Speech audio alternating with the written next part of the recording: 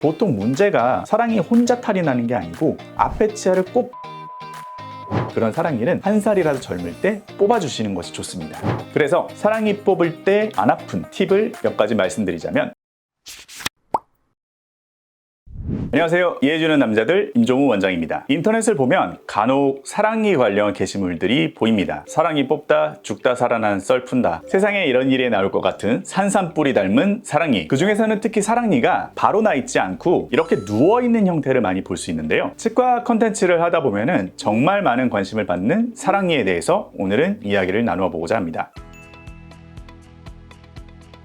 나는 사랑니를 다 뽑았어 하는 분들도 있고요, 나는 한 개도 뽑은 적이 없어 하는 분들도 계시고, 나는 몇 개는 뽑았는데 아직 안 올라온 곳이 몇 개 있어 라는 분들도 계실 겁니다. 특히 오늘 다루어 보려고 하는 사랑니는 위 케이스와 같이 아직 보이지 않는 숨어있는 매복 사랑니에 대해서 다루어 보고자 합니다. 이게 사랑니면은 사랑니지 매복 사랑니는 일반 사랑니와 어떻게 다른 것일까요? 매복은 말 그대로 잇몸에 숨어 있어서 아직 밖으로 보이지 않는 사랑니를 얘기합니다. 근데 매복의 정도에 따라 부분 매복과 완전 매복으로 나눌 수 있습니다. 부분 매복은 잇몸 아래 매복이 되어 있기는 하지만 뼈가 부분적으로만 감싸고 있는 케이스를 얘기를 하고요, 완전 매복은 뼈로 완전히 감싸져 있고 잇몸으로도 감싸져 있는 케이스를 얘기합니다. 실제로 치과에서 보험 청구를 넣을 때 이거를 잘 구별을 해줘야 됩니다. 비용이 다르거든요. 기를 쓰고 땀 내면서 열심히 완전 매복 사랑니를 뽑았는데 직원이 이거를 부분 매복으로 넣어버리면은 이런 표정으로 직원을 볼 수밖에 없게 됩니다.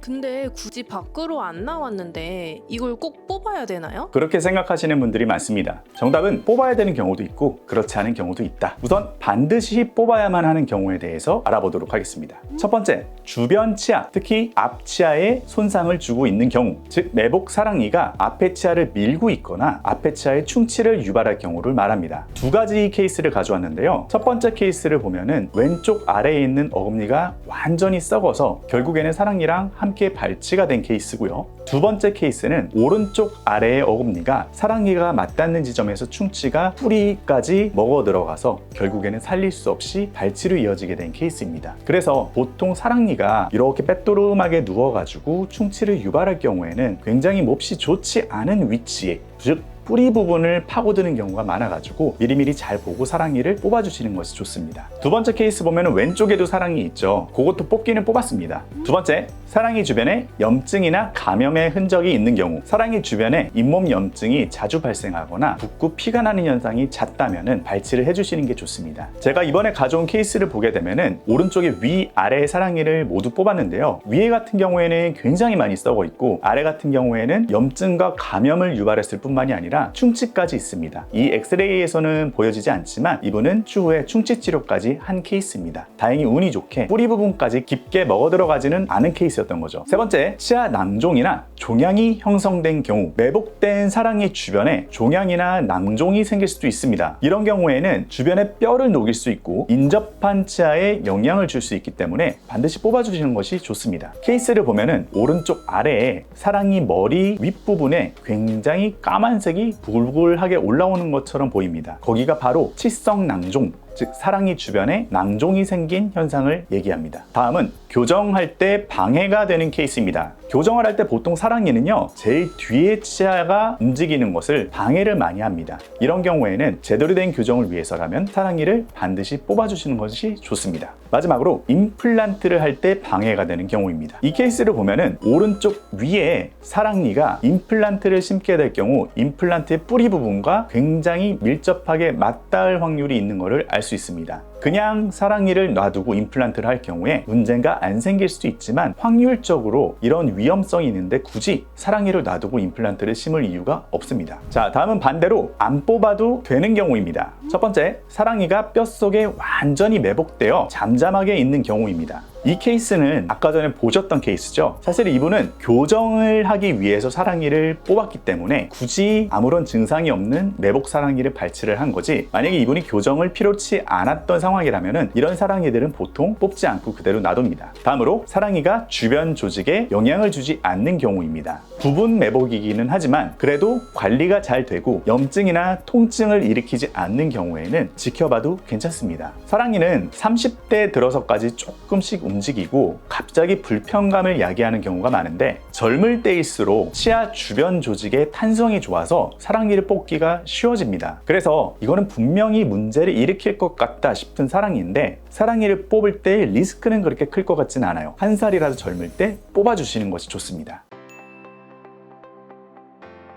근데 발치를 해야 되는 경우인데 처음에는 붓고 아프지만 참을만 해서 약 조금 먹고 양치질 열심히 하니까 붓기가 다시 가라앉습니다. 근데 보통 한 번 붓고 아팠던 사랑니는 그 불편감의 주기가 점점점 짧아지고 강도가 세게 오는 경우가 많습니다. 치통은 우리가 느끼는 통증 중 1, 2위를 다툰다고 합니다. 이렇게 되면 나중에는 굉장히 아프겠죠. 정말 위험한 것은 봉화지겸이 생겨서 사랑니 주변에서 생긴 염증이 주변 조직을 타고 들어가서 전신에 퍼지는 경우입니다. 이 경우는 입원을 해야 될 정도로 굉장히 심각한 상황으로 바뀔 수도 있습니다. 그리고 보통 문제가 위에서 봤던 케이스처럼 사랑니 혼자 탈이 나는 게 아니고 앞에 치아를 꼭 물고 늘어집니다. 이러면은 사랑니 때문에 M1 앞치아까지 발치로 이어지는 경우가 굉장히 많죠. 이게 뿌리까지 썩어 들어가고 영향을 받으면은 현대기술로는 살릴 수 있는 방도가 아직은 없거든요. 그러니까 매복 사랑니 중에서도 부분 매복 사랑니는 반드시 주기적으로 체크를 해서 조금 악영향을 미칠 것 같다 싶으면은 미리미리 조금이라도 젊을 때 뽑아두시는 것이 좋습니다.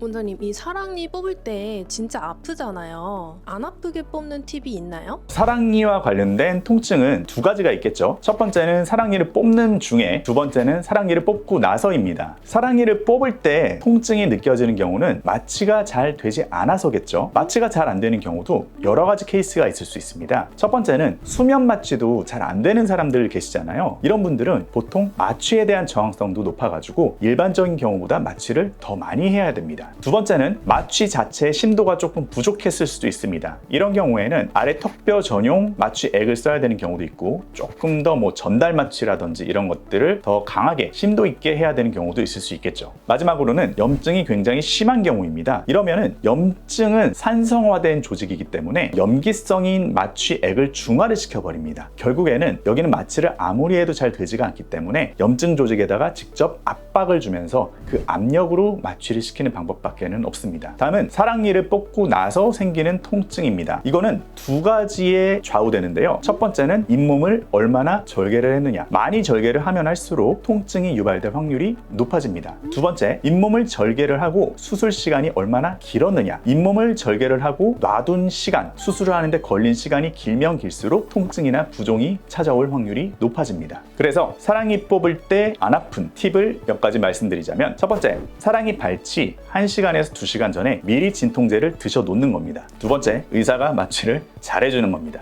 그리고 세 번째, 의사가 최소 절개로 빠르고 신속하게 사랑니를 잘 뽑아주는 겁니다. 네 번째, 사랑니를 발치하고 나서 마취가 풀리기 전에 잽싸게 진통제를 미리 드시는 겁니다. 다섯 번째, 잔통증은 일주일 정도 갈 수 있으니까 처방된 약은 반드시 제때제때 시간을 지켜서 잘 드셔주는 겁니다. 아프기 시작했을 때 먹으면 늦습니다. 진통제가 보통 효과가 도는데 30-40분이 걸리기 때문에 미리 예상을 해서 드셔주셔야 됩니다. 그리고 참고로 사랑니가 우리 아래턱을 쭉 지나가는 하치조 신경관이라는 굉장히 큰 신경 다발이 있는데요. 이 신경을 누르고 있거나 굉장히 인접해 있는 경우가 있습니다. 그래서 이 경우에는 하치조 신경관에 영향이 가서 감각 이상이 오지 않도록 굉장히 조심해야 됩니다. 정도가 심한 매복 사랑니 같은 경우에는 가급적이면 안전하게 대학병원에서 뽑는 게 좋습니다. 오늘은 매복 사랑니에 대해서 이야기를 나누었는데요. 안 보인다고 절대 방심하면 안 되고요. 뽑아야 하는지 안 뽑아도 되는지를 반드시 치과에 가서 확인을 받으셔야 됩니다. 치과 의사도 엑스레이를 찍고 내부 상황을 보기 전까지는 절대 알 수가 없는 게 매복 사랑니이기 때문에 여러분은 눈으로만 봐서는 그거를 판단하기가 힘듭니다. 사랑니가 남아있거나 한 번도 사랑니를 뽑아본 적이 없으신 분들은 반드시 치과에 가셔가지고 검진을 받아보시기를 바랍니다. 감사합니다.